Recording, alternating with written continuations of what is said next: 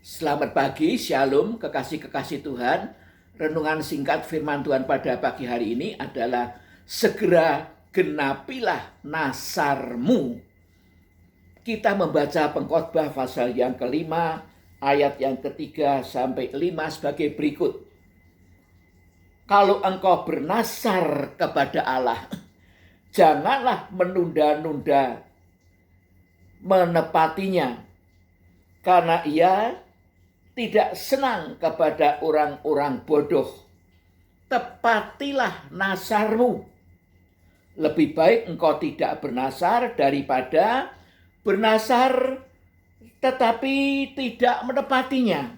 Ayat yang kelima, janganlah mulutmu membawa engkau ke dalam dosa, dan janganlah berkata di hadapan utusan Allah bahwa engkau kilaf.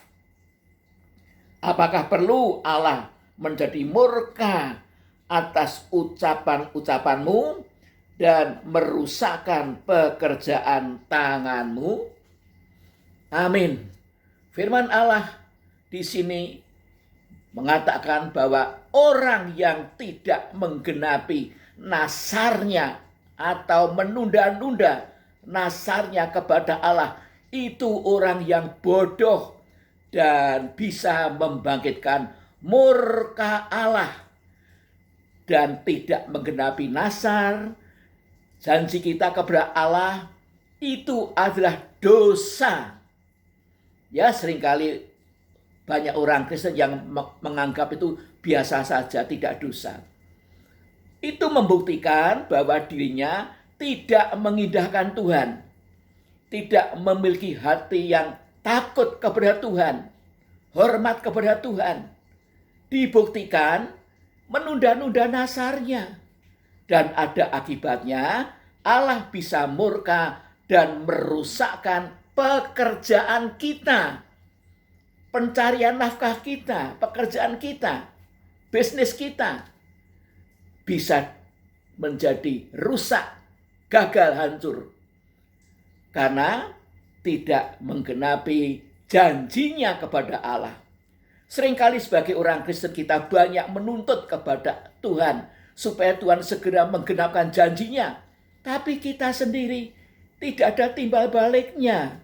Kita sudah bernasar, berjanji sesuatu, tetapi menunda-nunda, dan mungkin kemudian, oh itu kilaf kok. Tidak ada perkara yang kilaf di hadapan Tuhan. Apa yang keluar dari mulut kita harus digenapkan. Puji nama Tuhan. Ya. Nah, orang Kristen itu pasti pernah bernasar, bahkan banyak bernasar. Misalnya, ketika akan dibaptiskan air, tentu hamba Tuhan mengadakan pembinaan dulu dan bertanya, apakah Anda betul-betul percaya dan terima Yesus sebagai Tuhan dan Juru Selamat? Amin. Ya, anak Tuhan itu pasti menjawab amin. Ya, apakah Anda mau hidup baru dalam Kristus, menyalibkan hidupmu yang lama, menguburkan dalam baptisan air? Amin. Apakah Anda mau setia beribadah kepada Tuhan sampai akhir dan bersedia melayani Tuhan? Amin. Tetapi nyatanya setelah dibaptiskan air, tidak digenapkan semuanya. Ya, ibadahnya tidak setia, bahkan undur dari Tuhan, tidak mau melayani dan sebagainya, dilanggar semua. Itu sebabnya hidupnya tidak diberkati Tuhan dan bisa-bisa membangkitkan murka Allah atas dirinya. Kemudian ketika menikah, dalam pemberkatan nikah pasti mengucapkan janji nikah. Sebagai seorang istri akan tunduk kepada suaminya sendiri seperti kepada Tuhan. Sebagai seorang suami akan mengasihi istrinya sendiri seperti tubuhnya sendiri. Dan suami tunduk kepada Kristus seperti Kristus tunduk kepada Allah. Tetapi apa yang terjadi? Mereka banyak bertengkar, berselisih, tidak ada perdamaian. Istri tidak tunduk kepada suaminya, tidak hormat. Suami kasar terhadap istrinya, bahkan menyeleweng, ya, tidak setia pada istri. dan kemudian ada sampai bercerai, itu berarti melanggar nasarnya kepada Tuhan ketika pemberkatan nikah. Ada akibatnya. Ya, ada akibatnya. Allah bisa murka dan merusakkan pekerjaannya. Apalagi kemudian ketika punya anak bayi, anaknya dibawa ke gereja untuk diserahkan kepada Tuhan. Dan hamba Tuhan sebelum memberkati, dia akan menanyakan kesediaannya ayah dan ibu ini untuk mendidik anaknya secara firman Tuhan. Tentu ayah ibunya mengatakan, ya, kami akan mendidik secara firman Tuhan, supaya anakku juga diselamatkan jadi milik Kristus. Tetapi kenyataannya bagaimana? Dibawa ke sekolah minggu saja tidak. Ya, dibawa ke sekolah minggu saja tidak.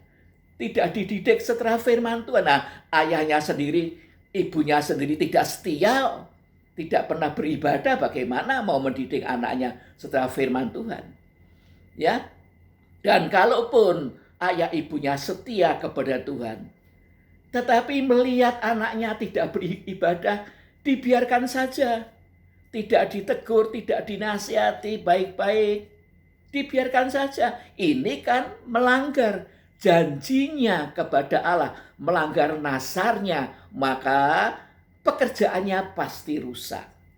Merana terus sebagai orang Kristen. Merana terus. Ya, oleh sebab itu genapilah nasar saudara. Ada lagi yang berjanji seperti ini. Ya, misalkan ya, melihat mimbar gereja itu tidak begitu bagus, lalu berkata kepada Pak Pendeta, "Pak Pendeta, saya akan buatkan mimbar yang bagus."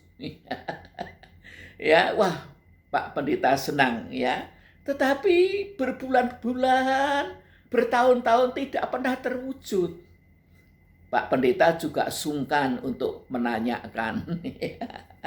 Ya, nah ini ada akibatnya ya. Jadi janji-janji kita kepada Tuhan harus digenapkan. Ada lagi yang berjanji demikian. Nanti kalau saya sudah pensiun, saya akan melayani Tuhan. Dan ternyata setelah pensiun, dia tidak melayani Tuhan. Cari pekerjaan lagi yang malah lebih sibuk lagi. Ya, tidak ada waktu untuk Tuhan. Nah, Tuhan menghancurkan pekerjaannya, menggagalkan. Ya, dia cari pekerjaan lagi, maksudnya supaya dapat duit yang lebih banyak lagi. Tetapi dihancurkan oleh Tuhan.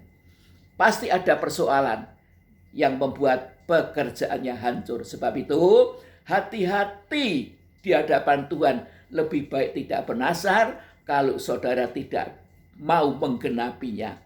Tetapi bernasar itu sangat baik. Bernasar itu berarti punya iman, punya pengharapan, punya tekad untuk mengasihi Tuhan, untuk membalas kasih-Nya Tuhan. Sekian renungan singkat firman Allah pada pagi hari ini. Mari kita berdoa. Bapa yang di surga, Roh Kudus, ingatkanlah kepada kami ya Tuhan, apa yang pernah kami nasarkan kepada Tuhan.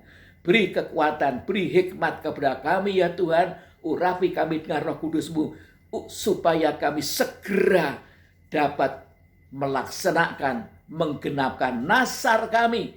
Jangan sampai Allah menjadi murka dan pekerjaan kami rusak terus-menerus.